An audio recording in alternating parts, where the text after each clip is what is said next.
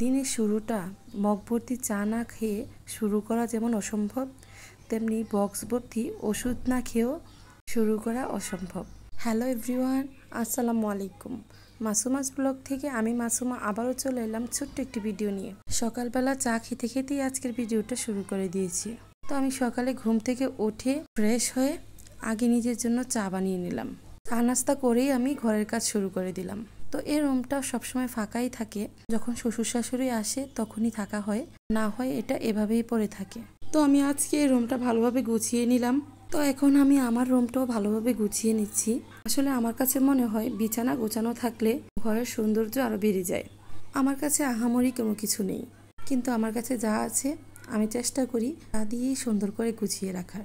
আমি যেমন আছি, যেভাবে আছি, আলহামদুলিল্লাহ। তো দিনের বেলা আমার কাজটাই থাকে ঘর গোছানো, থালা বাসন মাজা, ঘর সাজানো, কিন্তু রান্না বান্নাটা হয় না। যেহেতু আপনাদের ভাইও দুপুরে আসে না আর আমি একাই বাসায় থাকি, তো আমি একা মানুষ, যা আছে তা দিয়ে খেয়েই রান্নাটা থেকে বেঁচে যাই। তাছাড়া আমার কিচেন রুমে যে পরিমাণ রোদ আসে, তার উপরে এত গরম, আমি তো রাতে রান্না করলেই কিচেন রুম থেকে গোসল করে বের হতে হয়।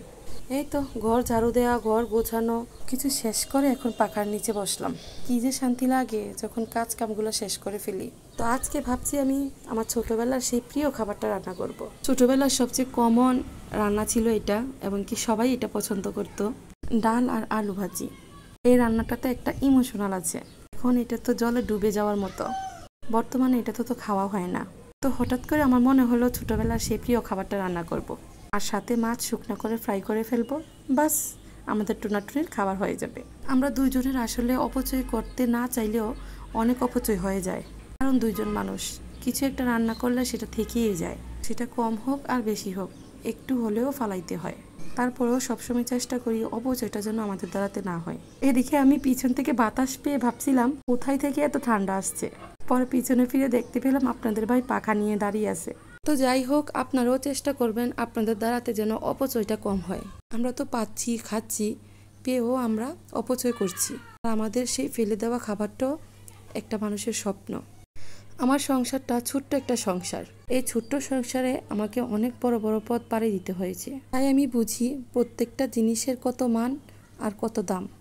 আমার ছোট্ট সংসারের অনেক অনেক অতীত আছে, যেটা আমি, আমার সাথের জন আর আমার আল্লাহ ছাড়া কেউই জানে না। এখন নিজে চিন্তা করলে নিজের কাছেই বিশ্বাস হয় না যে কতটা ধৈর্যের পরীক্ষা আমি দিয়ে এসেছি। তো যাই হোক, সেই অতীতে আমাকে বর্তমানে এনেছে, সেই অতীতে আমাকে সামনে নিয়ে যাবে। সেই অতীতে ধৈর্য ধরেছি বিধায় আজ আমি এখানে আছি। না হয় কোন জগতে থাকতাম সেটা আল্লাহই জানে। যাই হোক, আমি আজকে কিন্তু একটা মজার ডাল রান্না করেছি।